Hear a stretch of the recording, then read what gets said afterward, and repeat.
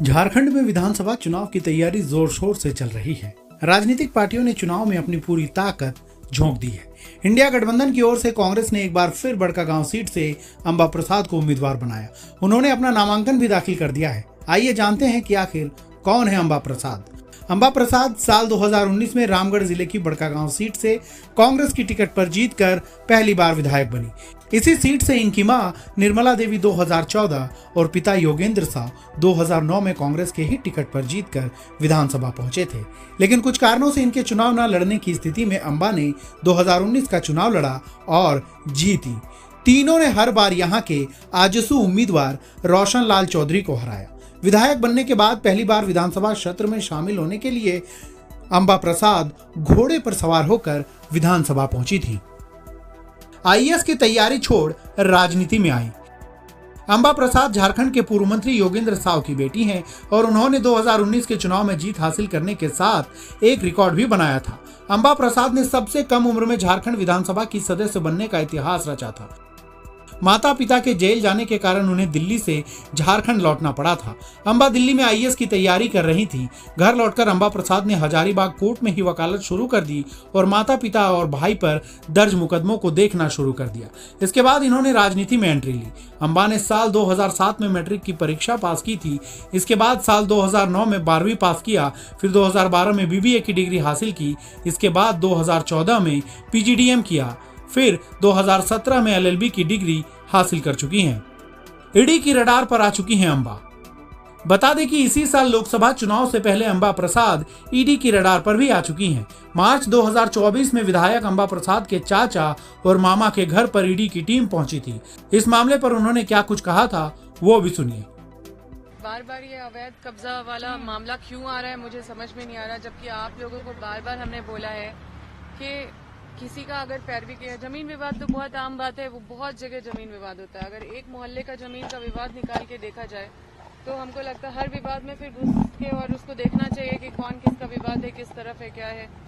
तो ये सारा आधिकारिक रूप से जो अधिकारी है वो ऑथेंटिक होते हैं जांच करने के लिए। हम लोग हमारा कोई इंटरेस्ट कभी भी किसी जमीन पे नहीं रहा। हम भले किसी व्यक्ति कोई आते हैं कि हमारा जमीन विवाद है और जीएम लैंड का, या फिर मुझे लगता है कि जिस जमीन विवाद का बात कर रहे हैं आप लोग वो जीएम लैंड है, सरकारी जमीन है। तो सरकारी जमीन को कोई कैसे ले सकता है और अगला पक्ष का कहना है कि वो लीज में वो लिया है। तो ये तो अधिकारी का काम है ये सब करना। इसमें जमीन विवाद में हम लोग कहाँ से हैं? ये तो बहुत ही साफ सुथरा बात है। इसमें आप लोगों की पुरानी जो पुश्तैनी जमीन है उसके बारे में मैं तो ये कह रही हूँ कि कौन है विक्टिम का नाम बताइए। इसके बाद कई बार अंबा प्रसाद के बीजेपी के खेमे में जाने की खबरें भी सुनने को मिली। इस पर इनका कहना था कि बीजेपी उन्हें पार्टी में शामिल होने का दबाव बना रही है। करीब 16 घंटे से अधिक का समय। देखिए, निश्चित रूप से ये आप जानते हैं, मैं तो अपने प्रभारी जी को हमने सारा चीज़ सूचना दिया था। हजारीबाग बीजेपी से लोकसभा का टिकट के लिए बोला गया था मुझे बहुत पहले से कि हजारीबाग फाइट करना है। हमने इग्नोर किया। चतरा का सीट के लिए मतलब हमारे घर में सुबह से आरएसएस के लोग बैठे रहते थे। चतरा का सीट से फाइट करने का बहुत ज़्यादा प्रेशर था बीजेपी से, हमने उसको भी इग्नोर किया। मेरे ही घर और ऐसे समय में इस तरह से पूरे परिवार को परेशान करना, पूरे मेरे घर में मेरे माँ उधर परेशान, मेरे और इधर पूरे दिन भर मुझे भी टॉर्चर कम नहीं किया गया। घंटों बैठाया गया एक ही जगह में, अगर घंटों खड़ा किया गया एक ही जगह में। कहीं भी एक महिला होने के नाते भी मतलब मुझे सुबह जैसे ही मतलब मेरे बेडरूम तक, मैं सोई हुई थी और उस अवस्था में मेरे बेडरूम तक पहुँचे।